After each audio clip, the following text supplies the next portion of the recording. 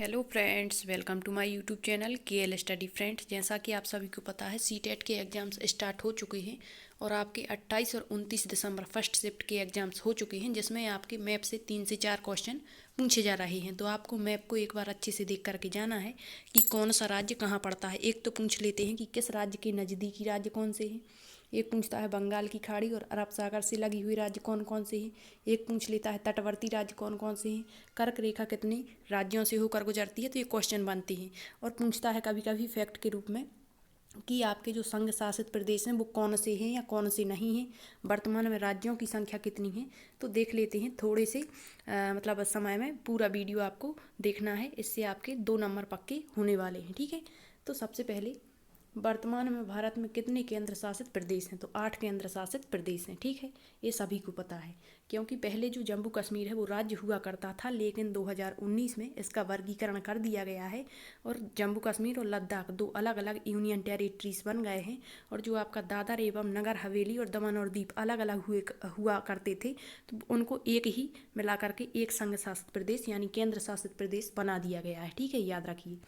Next है जो 8 केंद्र शासित प्रदेश हैं वो कौन कौन से हैं। तो पहला है अंडमान निकोबार द्वीप समूह, दूसरा चंडीगढ़, तीसरा है दादर नगर हवेली एवं दमन दीव, चौथा है दिल्ली, पांचवा जम्मू कश्मीर, छठवां है लद्दाख, सातवां पुदुचेरी और लक्षद्वीप। ठीक है, ये हैं आपके संघ शासित प्रदेश। नेक्स्ट है वर्तमान में भारत में कितने राज्य हैं। तो 28 राज्य हैं। अब याद रखिए सबसे पूर्वी राज्य कौन सा है, दक्षिणी कौन सा है, तो ये आपको याद होना चाहिए। मैप आप एक बार देख लें। भारत का सबसे दक्षिणतम राज्य है तमिलनाडु और ज़्यादातर यही पूछा जाता है कि तमिलनाडु के निकटवर्ती राज्य कौन कौन से हैं। तो तमिलनाडु के निकटवर्ती जो दक्षिणी एरिया है तमिलनाडु है, फिर यहाँ कर्नाटक, केरल और आंध्र प्रदेश इसके तटवर्ती राज्य हैं। नेक्स्ट है कर्क रेखा भारत के कितने राज्यों से होकर गुजरती है। तो 8 राज्यों से पिछली बार क्वेश्चन पूछा गया था। तो ये 8 राज्य कौन कौन से, इसकी ट्रिक आपको बताई थी गमछा झार मित्र पर। गमछा में गा से गुजरात, माँ से मध्य प्रदेश, छा से हो जाएगा छत्तीसगढ़, झार से हो जाएगा झारखंड, मित्र से मी से मिजोरम, त्रा से त्रिपुरा और पर से पश्चिम बंगाल और राजस्थान। ठीक है, तो ये याद रखिए 8 राज्यों से होकर गुजरती है और कर्क रेखा भारत के बीचों बीच से गुजरती है। नेक्स्ट है अरब सागर। तो आपका जो पूर्वी एरिया है ये अरब सागर ये आपका बंगाल की खाड़ी होती है और पश्चिमी एरिया आपका अरब सागर। तो अरब सागर से कौन कौन से राज्य लगेंगे, जो पश्चिमी तट पर स्थित होंगी। तो कौन कौन से राज्य हैं, महाराष्ट्र, यहाँ गुजरात है ऊपर, फिर महाराष्ट्र, गोवा, केरल और कर्नाटक। इसी तरह से पूर्वी एरिया जो है पूर्वी घाट है, इससे बंगाल की खाड़ी मतलब यहाँ पर है। तो बंगाल की खाड़ी से जो पूर्वी तट पर राज्य स्थित हैं वो होंगे। तो कौन कौन से हैं, आंध्र प्रदेश, उड़ीसा और पश्चिम बंगाल। अब टोटल तटवर्ती राज्य पूछते हैं तो इस सबको हम यदि मिला दें तो टोटल तटवर्ती राज्य जो है भारत की वो 9 है, अर्थात जिनकी सीमा समुद्रों को छूती है। ठीक है, तो ये 9 राज्य कौन कौन से हो जाएंगे। तो यहाँ गुजरात, महाराष्ट्र, गोवा, केरल, कर्नाटक, तमिलनाडु, आंध्र प्रदेश, उड़ीसा और पश्चिम बंगाल। ठीक है, तो याद रखिए ये यहाँ पर दिए गए हैं। नेक्स्ट है एकमात्र राज्य बताइए जो तीनों तरफ से बांग्लादेश से घिरा है। तो वो है आपका त्रिपुरा। भारत की मानक समय रेखा कितने राज्यों से होकर गुजरती है। तो ये 5 राज्यों से, जहाँ से हमारे समय का निर्धारण करते हैं इलाहाबाद के नैनी से। ठीक है, तो ये राज्य कौन कौन से हैं जहाँ से मानक समय रेखा गुजरती है। तो वो हैं उत्तर प्रदेश, मध्य प्रदेश, आंध्र प्रदेश, छत्तीसगढ़ और उड़ीसा। नेक्स्ट है भारत के पूर्वी तट पर स्थित। तो अब नया क्वेश्चन यदि बनेगा तो बंदरगाह से पूछ लेंगे। तो एक होता है पूर्वी तट पर स्थित बंदरगाह और पश्चिमी तट पर।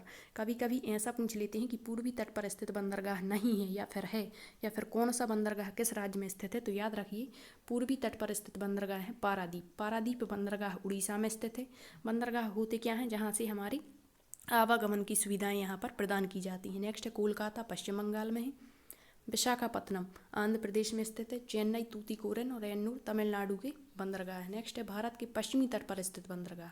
तो पश्चिमी पर है आपका कांडला बंदरगाह गुजरात, मुंबई एवं नेहावा शोभा महाराष्ट्र, मरमागोवा गोवा, मंगलुरु कर्नाटक का और कोच्चि केरल। पिछली बार यही पूछ लिया था कि जो कोच्चि है यह किस राज्य में पड़ता है। तो ऑप्शन दिए थे केरल, कर्नाटक, तमिलनाडु या आंध्र प्रदेश। तो यह कोच्चि जो है एक आपका स्थान है।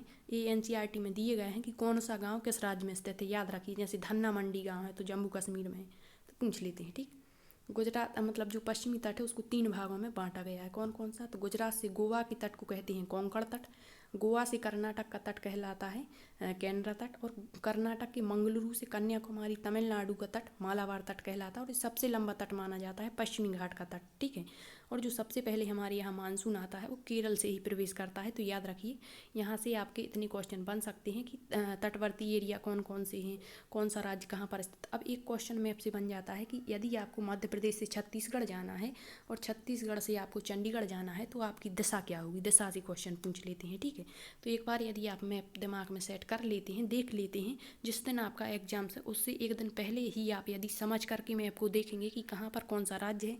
और ये भी पूछा जा रहा है कि किस राज्य की राजधानी क्या है।